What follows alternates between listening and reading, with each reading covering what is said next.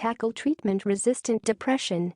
Stimulating a brain area called the orbitofrontal cortex led to significant improvements in mood for people with moderate to severe depression.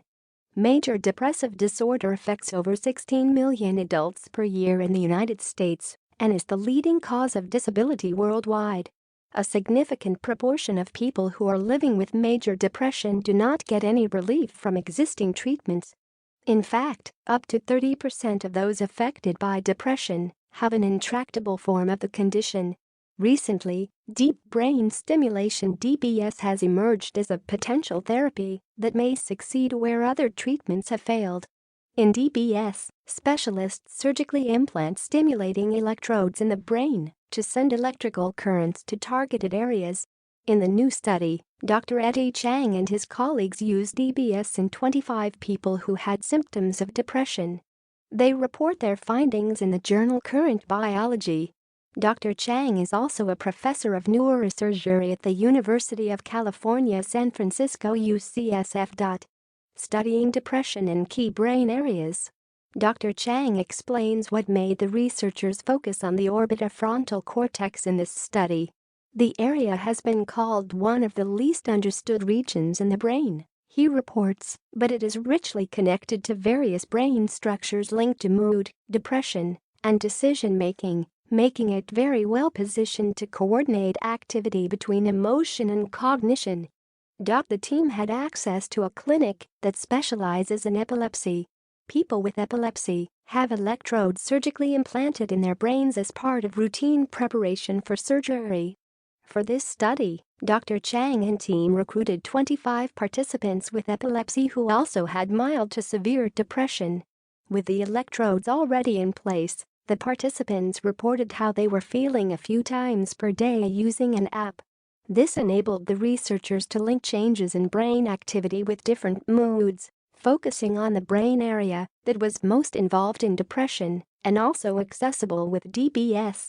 The scientists also used mild electrical stimulation on different brain regions and asked participants to say how it affected their mood using specific keywords. Afterward, they, with the help of a specific piece of software, quantified and analyzed the words that the volunteers had used. DBS led to a naturally positive mood.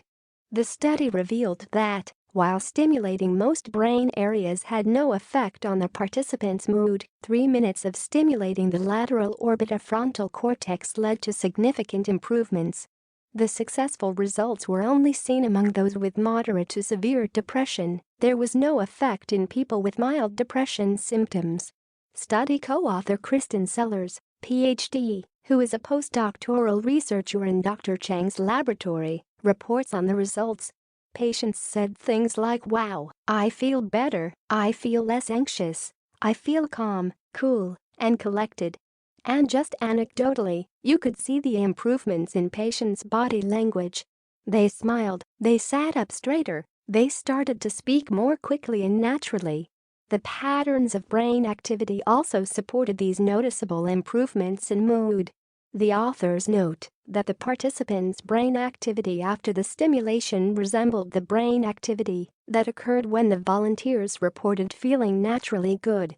Dr. Vikram Rao, Ph.D., an assistant professor of neurology at UCSF and the study's first author, explains what these findings mean. This is in line with previous observations. He adds that orbitofrontal cortex activity is elevated in patients with severe depression and suggests electrical stimulation may affect the brain in a way that removes an impediment to positive mood that occurs in people with depression. The researchers note, however, that more studies will be needed before they can conclude that stimulating the orbitofrontal cortex improves mood in the long term. The more we understand about depression at this level of brain circuitry, the more options we may have for offering patients effective treatments with a low risk of side effects, says study co-author Heather Dawes, Ph.D.